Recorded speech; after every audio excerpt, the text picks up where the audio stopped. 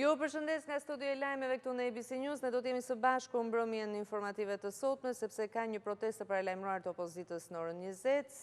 Është protesta e 9 kombëtare e thyrur nga opozita, protesta të cilat kanë nisur që në datën 16 shkurt. Kujtojmë që opozita kërkon largimin e kryeministrit Edi Rama, nuk një datën 30 si datë të zgjedhjeve lokale. Ka një situatë të krijuar dhe me presidentin e Republikës, i cili ka hedhur në fletoren zyrtare tashmë dekretin e ri për anullimin e datës së zgjedhjeve të 30 qershorit, por pa përcaktuar një datë të re zgjedhjesh, ndërkohë që Partia Socialiste, kryeministri Edi Rama, qeveria e tij janë të vendosur për zhvillimin e zgjedhjeve në datën 30 qershor. Ka një situatë të ngarkuar.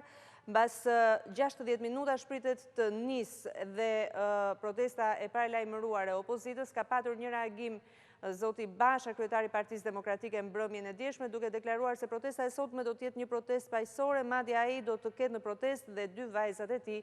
Presim se çfarë do të ndodhë, presim dhe shohim se çfarë do të ndodhë mbrëmjen e sotme në protestën e 9 të opozitës.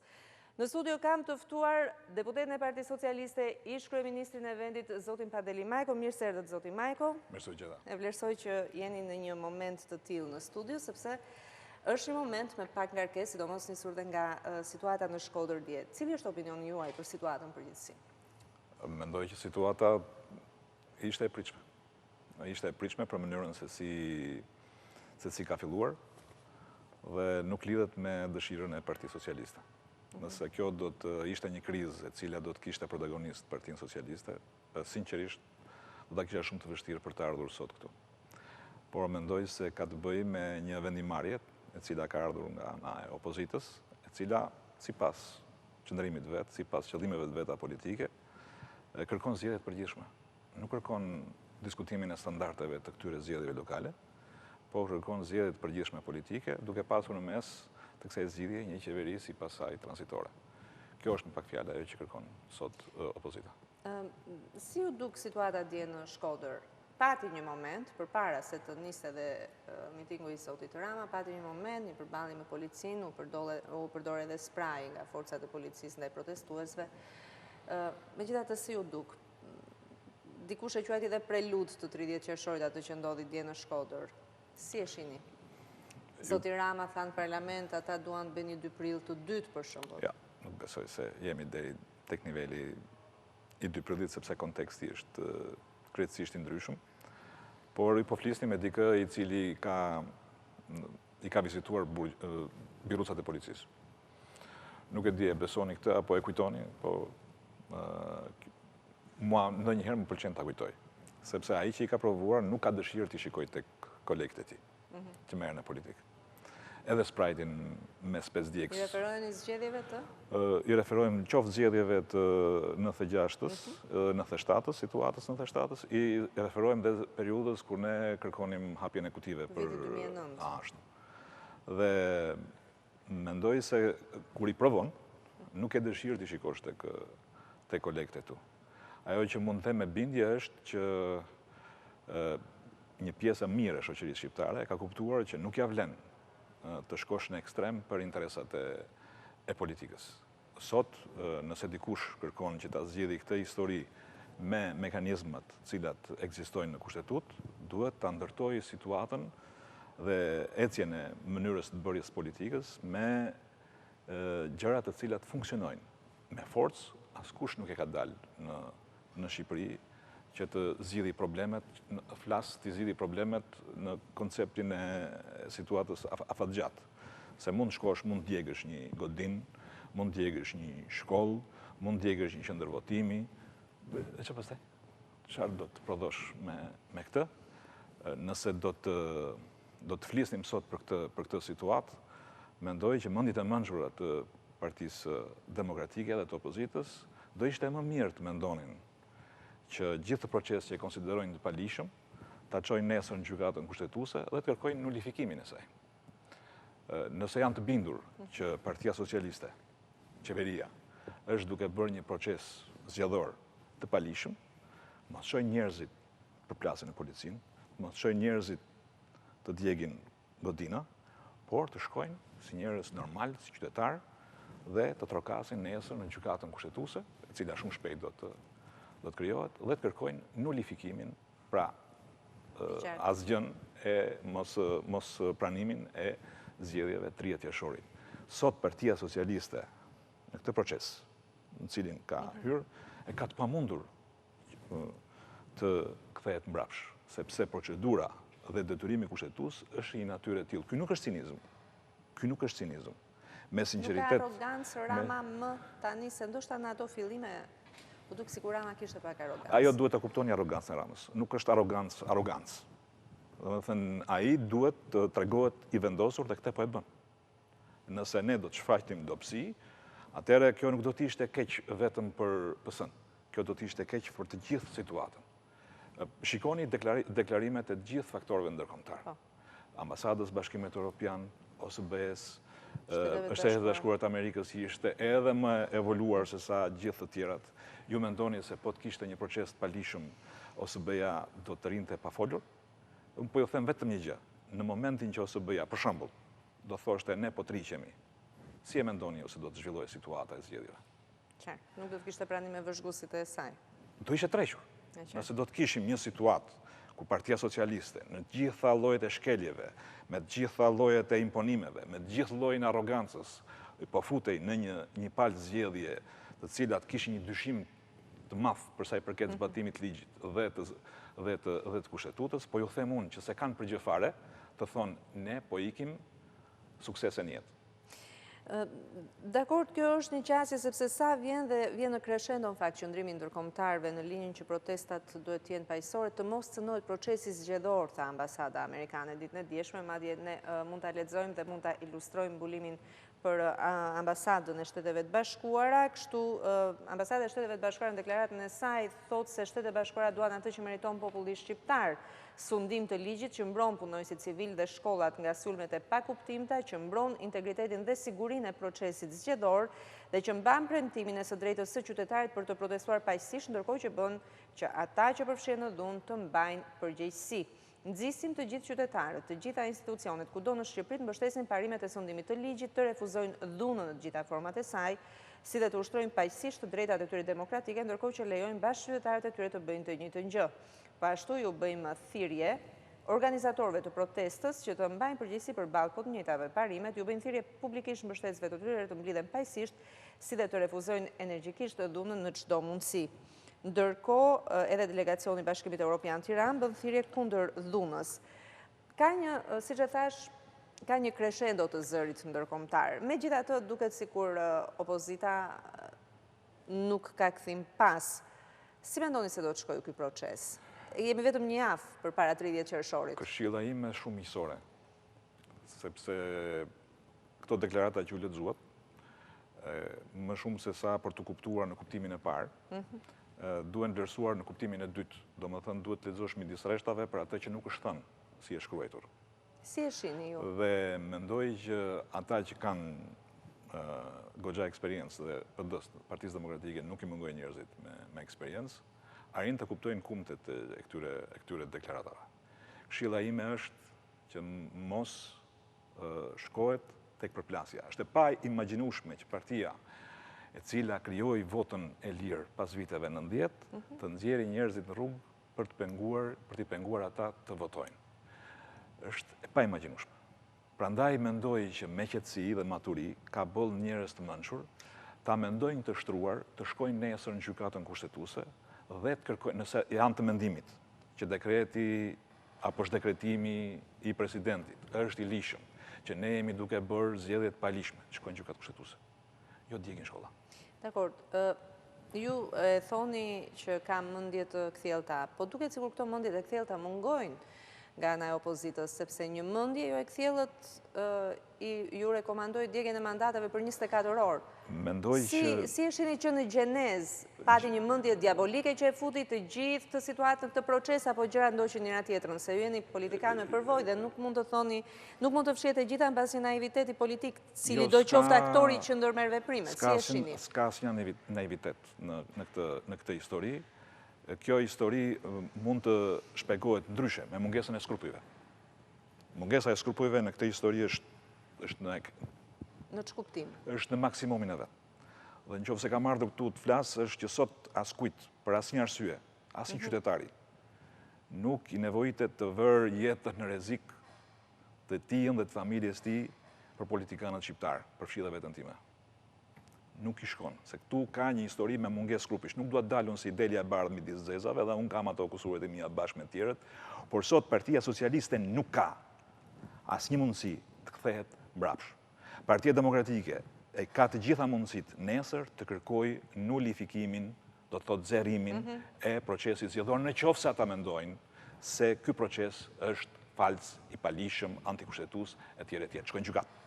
Shkojnë gjykatë, mos nxjerrin njerëzit dhe edhe gratë të përplasen me policinë. Kjo do të ishte qytetari, ky do të ishte një standard europian.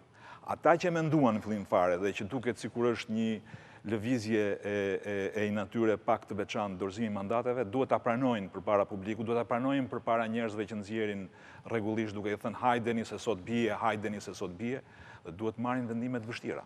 Vendime të vështira të cilat duhet i bëjnë të qartë publikut se ne kemi një rrugë të përbashkët për të bërë.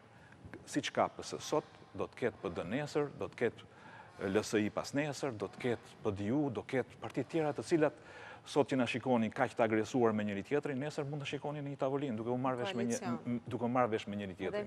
Ndaj por i kthehem tek ajo që thash, nuk ja vlen të vini në rrezik veten, jetën e familjeve tuaja, për më tepër të ndiqni shkollat e kalamajve tuaj. Dakor, Partia Demokratike ka në fakt një justifikim të përhershëm, nuk ka gjykatë kushtetuese. Duke qenë se janë pikërisht ta që dhe gjykatën kushtetuese e kanë lënë pa antar, gjykata e lartë gjithashtu, kanë në dorë drejtësinë. E kuptova. Dhe krijohet një vakum i tillë. E kuptova. Por gjykatën kushtetuese nuk ka shpërndar me një vendim kryesia e Partisë Socialiste. Gjykatën kushtetuese ka shpërndar një proces, do thosha dramatik, siç e thash edhe në parlament, i cili u bë me 100% të votave të parlamentit shqiptar. Dhe kjo është një situatë e përkohshme. Ne shumë shpejt kemi për të pasur gjykatë kushtetuese. Dhe atje, kjo gjykatë, jam i bindur që do të ndaj shapin nga sheqeri nëse ka të drejtë Partia Socialiste apo ka të drejtë Partia Demokratike. Në momentin Gjykata Kushtetuese thot Partia Socialiste ka shkelur ligjin, ka shkelur dekretin, ka shkelur kushtetutën, ne do shkojmë përsëri në zgjedhje lokale. Zgjedhjet lokale do ribëhen, por do ribëhen me vendim të Gjykatës Kushtetuese. Pas Zotit, në Shqipëri vjen Gjykata Kushtetuese. Dhe nëse kjo Gjykatë Kushtetuese do të marrë këtë vendim, ne do jemi të gatshëm të shkojmë në zgjedhje. Por sot, ne askush nuk mund të na ndalojë dhe të na thotë ju nuk do shkoni në votime. Ne të gjithë po e bëjnë të qartë, edhe faktorin ndërkombëtar, të gjithë ata perëndimorë të cilët kanë qenë në krah të Shqipërisë në ditë mira, po sidomos në ditë të vështira, po thonë integritetin, mbrojtjen e integritetit të procesit zgjedhor. Po citoj deklaratën e Ambasadës së Shtetit Bashkuar të Amerikës. Dakor. Në fakt ka një situatë që nuk dihet se kush do të prevalojë. Ka një situatë ku të dyja palët kanë në dorë një dekret po të presidentit. Pra, Partia Socialiste, Qeveria, Komisioni Qendror i Zgjedhjeve, një dekretin e parë të tij që ka dekretuar datën 30 qershor për zhvillimin e zgjedhjeve, ndërkohë me dekretin e dytë që anullonte këtë datë është opozita e cila i referohet. Dhe pikërisht ky dekret është bërë dhe shkaku i përplasjes ku disa bashki që drejtohet nga opozita nuk lejohen më të ngrihen këzazë, dhe ne kemi parë si në Shkodër, në Tropoj, në Kamës.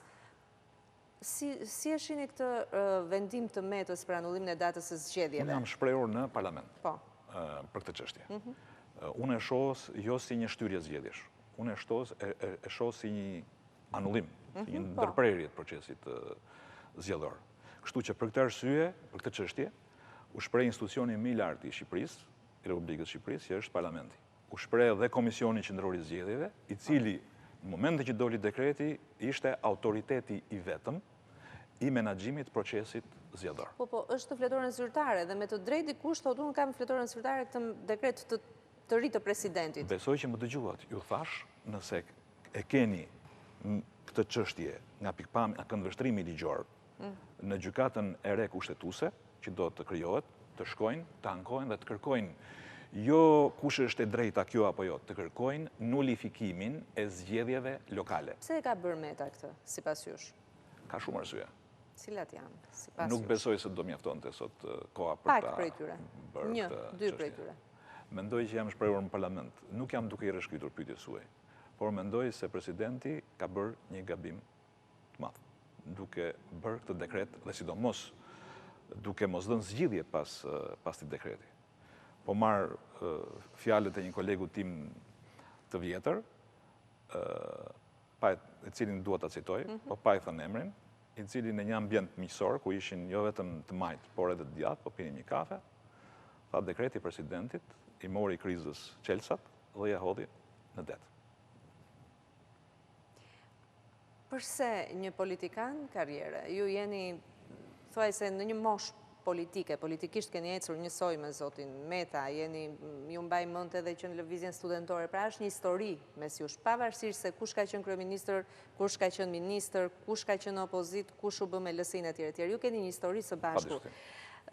Duke qenë se ndonjëherë njihen raportet njerëzore prevalojnë për të përcaktuar arsyet e raporteve profesionale apo politike. Përse zoti Meta mund ta bëjnë që tillë, si e shihni? Jo president Meta, zoti Meta. Ja, do të dajmë presidentin me Ilirin. Politikanin me Ilirin.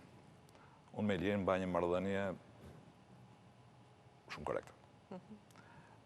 Sot që flasim, ne qëndrojmë në pozicione absolutisht ndryshme. Por duhet të theksoj një gjë.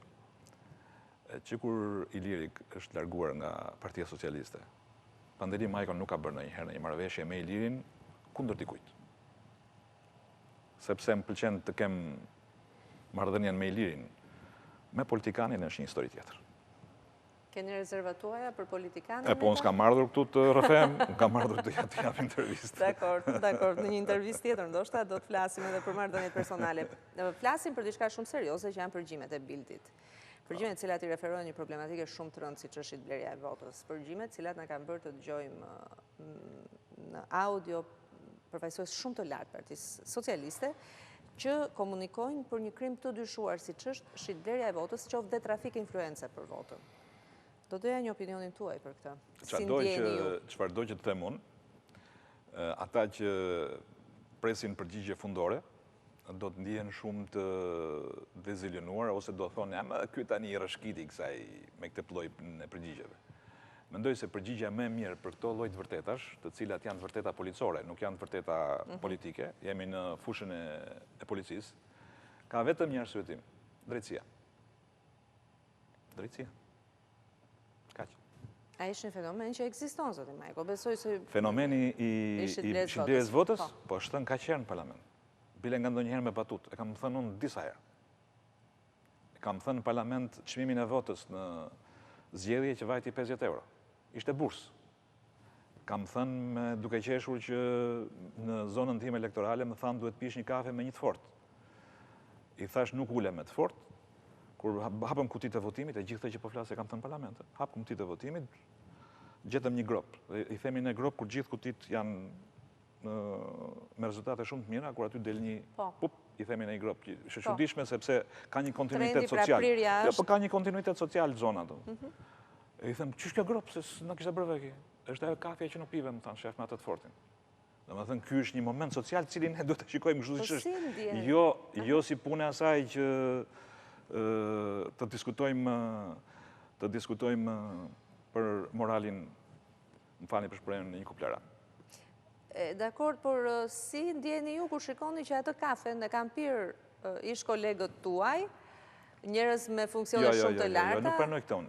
Unë pranoj këtë, që Partia Socialiste, Partia Demokratike, gjithë sistemin politik tani është në një ankth dhe thot për sa i përket çështjes së votës, atë që s'do e bëj unë, do e bëj ky. Ta përsis dhe njëherë, atë që s'do e bëj unë, do e bëj ky. Dhe po t'i vëshre emrat e çuditshëm që dalin për këto historit me vota, në një palë zgjedhje kanë qenë me një palë, në një palë zgjedhje kanë qenë me një palë. Tani që kur ishin në PD-n ishin burrat mirë. Tani që ju kapin telefonat me PS-n, tani sigurisht. Tani do ulëritet edhe mirë bëjnë që ulërasin. Besoj që kjo ulëritje do ketë një konkluzion. Do ketë një konkluzion i cili po diskutohet aktualisht edhe në parlament. Këta që kanë deputet të rinj, të cilët nuk mund t'i konsiderojmë më të rinj, sepse tani koha po kalon me shpejtësi, po kërkojnë me insistim që të diskutohet sistemi zgjedhor. Dhe nëse do më pyesnin mua, unë e thash edhe kur u bë diskutimi i fundit në parlament, ne kemi një negociat për të bërë, e cila do të vi normalisht pas 30 qershorit, ku besoj që duhet jetë edhe opozita që sot proteston. Do ta gjejmë një mënyrë dhe duhet negociuar ndryshimi i sistemit. Ne nuk mund të vazhdojmë më, sepse njerëzit duan të kenë një vendimarrje më tepër për sa i përket për zgjedhjes së politikanëve. Po, zoti Majko, si ka mundësi që në Shqipëri në këto 30 vjet blihet vota dhe jo alternativa? Çfarë dëmi keni bërë ju si politikan që njerëzit mos të thonë që po unë besoj dhe do jap votën këtej apo andej, por thotë sa më jep ky të jap? Ose ka frikë se shkon ky i forti dhe i thotë po s'po dhe votat se ne kemi dëgjuar gjëra të çuditshme. Unë mund të filloj të bëj edhe një kështu poezi. Ka ardhur koha, pa poezi, ka ardhur koha që kjo klasë politike të mendoj veten për të qëndruar ose jo, se dhe me elitën keni punuar jo mirë. Nuk ka edhe elitë, se kur shohim deputetët e rinj. Jo. Po jo, deputetët e rinj të listës, për para shembull. Disa ditësh kam folur me një mikun tim, edhe kishtarën në Tiranë. Nga këta që shikojnë çfarë ndodh, si ndodh, ku ndodh, pse ndodh, për arsyet e tjera. Vinde nga jashtë shtetit. Po. Edhe më tha, është e çuditshme që një popull kaq i mençur, me pak fjalë që mos i bie unë gjëra gjatë, të ketë drejtues dhe një elitë politike kaq pa skrupuj. Jo, kaq pa skrupuj. Kaq pa skrupuj. Edhe besoj që këtë e thash pak më parë, pa e cituar, por e vërtet është mungesa e skrupujve. Dhe ne duhet ta fillojmë ta mësojmë veten që mënyra e bërit politik në Shqipëri ka disa kufizime. Ajo që thash është sa t'i vëm flagën njëri tjetrit, ne duhet shkojmë në gjykatë. Gjykatë sot s'ka, po kjo nuk do të thotë që mungesa gjykatës t'i themi njerëzve o burra t'i vëm flakën vendit. Nuk vlen jeta e asnjë politikani shqiptar sa mund të vlej shkatrimi i Shqipërisë. Ne diskutojmë pushtetin, nuk diskutojmë fatin e Shqipërisë, për të qenë më i drejt për drejt me këta që duan dhe mendojnë se erdhi fundi i botës në qoftë se në 30 qershor ka votime. Në qoftë se në 30 qershor ata e shikojnë si një moment pa lishëm etj, shkojnë në gjykatë.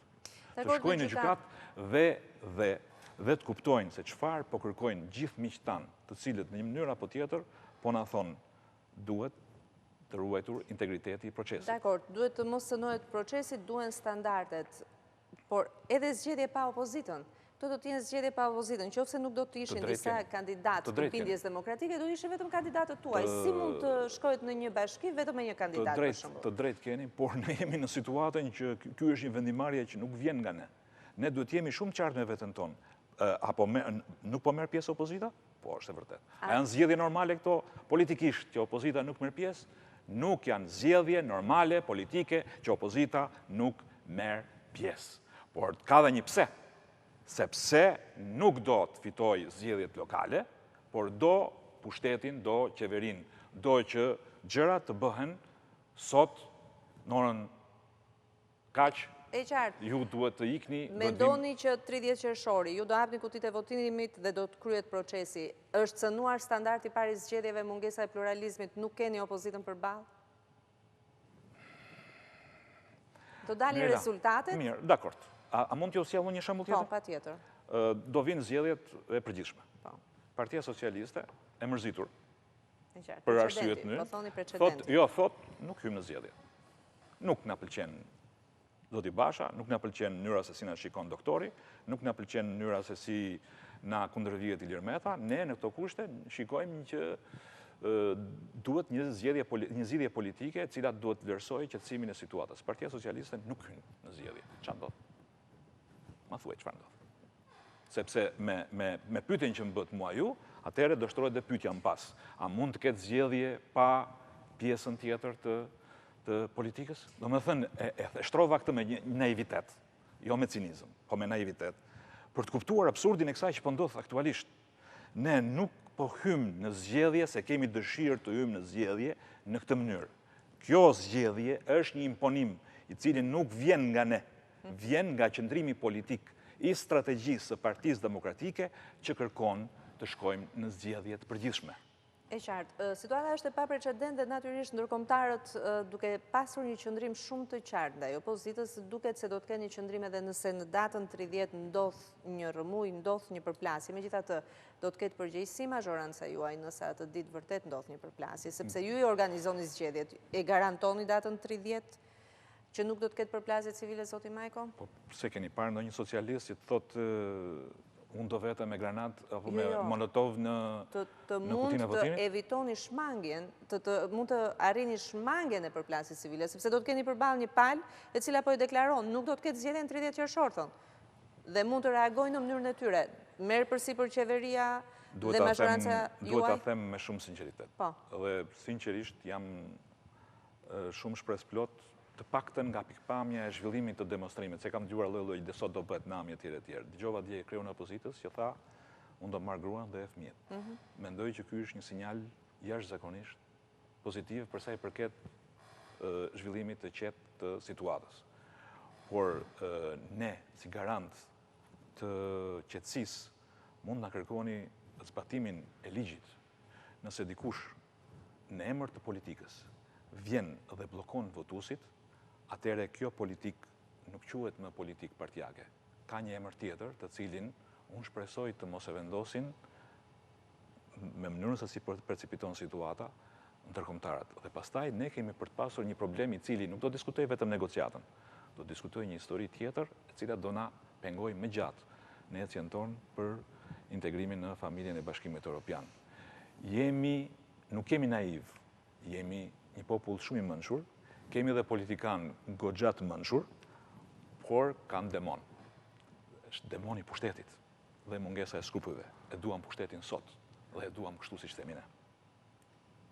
E thot nga ju merr vlerë në fakt sepse keni mbi 20 e ca vite në pushtet. Po duket nuk jeni infektuar nga ky lloj demoni apo si, çfarë ndodh? Jo, besoj që për ato sa kam parë, jam pjesë e atij publiku që e ka të qartë tani se çfarë është duke ndodhur. Kjo është arsyeja që pasi zhvillohen mitingjet ku duket sikur do bëhet nami, jeta në Tiranë, në Shkodër, në Durrës, kudo, vazhdon normalisht. Zoti Rama e thot shumë shpesh në fakt që është frika nga vetingu, është frika nga drejtësia.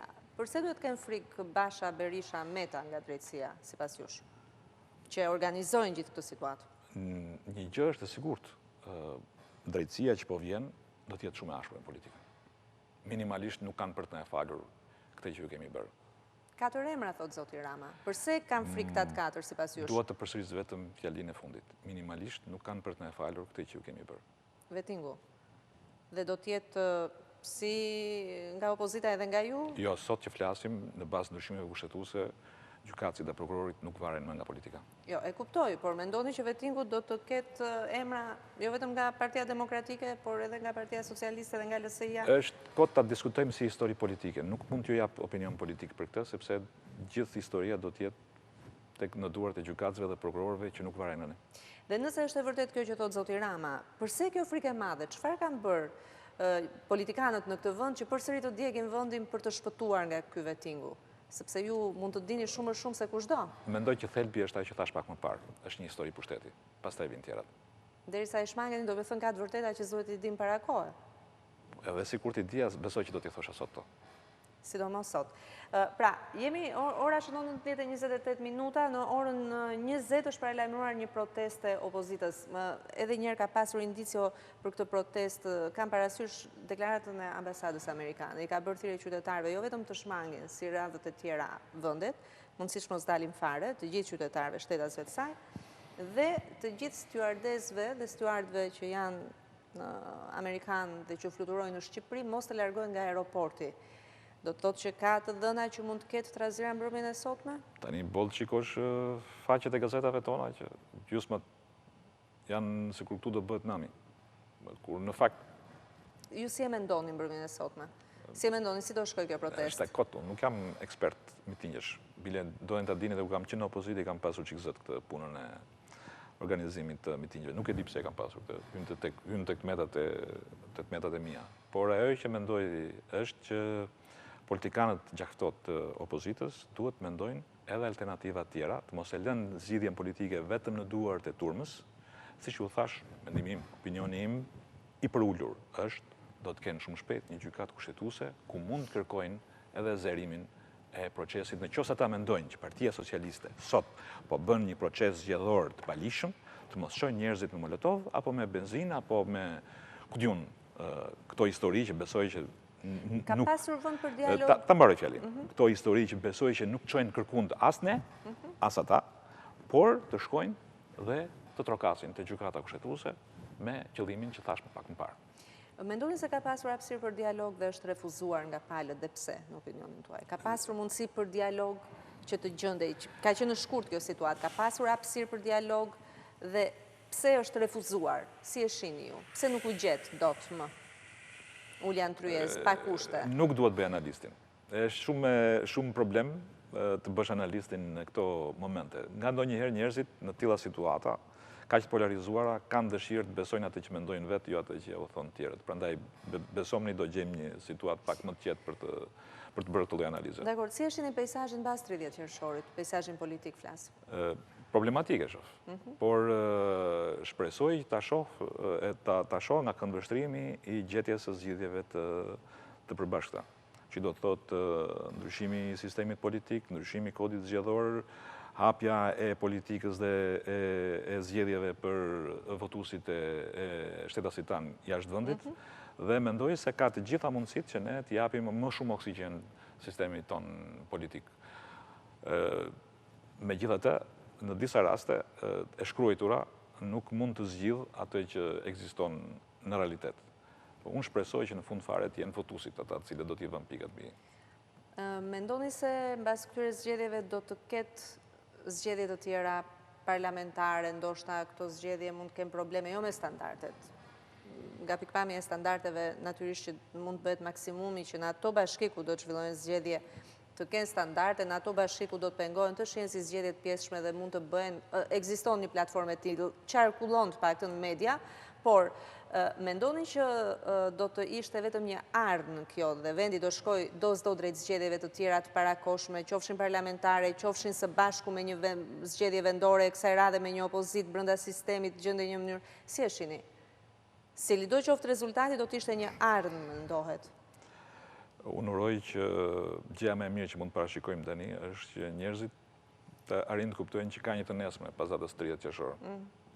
Dhe ajo që sapo folëm së bashku është mënyra se si ne të mendojmë që jo gjithçka fillon dhe mbaron te fakti se jemi apo nuk jemi në pushtet, njëra palë apo pala tjetër. Ky pasion politik i çuditshëm që na ka çuar në disa standarde të bërjes politikës të panjohura për territorin evropian, duhet na bëjë të reflektojmë dhe t'i kuptojmë gjërat pak më thellë se sa ato që deklarojmë nëpër televizione. Nuk mendoj se është momenti që ne të diskutojmë mënyra, skenare, duke qenë matan kanalit të bëjmë hop. Kështu që jam i rezervuar, sot ajo që më shqetëson më tepër është mënyra se si qytetarët e vendit tim do të bashkëtojnë normalisht. Nëse dikush ka vendosur të mos votojë, mos e bëj këtë. Ka ndodhur dhe në referendumin e kushtetutës. Dhe është një kushtetut që sot, kur diskutohet nga konstitucionalistët, presuppozohet jetë më e mira që është miratuar në historinë e shtetit shqiptar.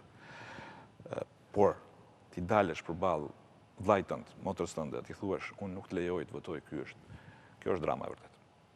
Mendoni se do të ndodhë në 30 qershor kjo, apo mendoni se do të shmanget? Uroj që ja. Unë i falenderoj shumë Zoti Majko, ishte kënaqësi që ju kisha në studio. Isha me Ministrin e Diasporës në qeverinë Rama, ish kryeministrin e vendit Zotin Pandeli Majko.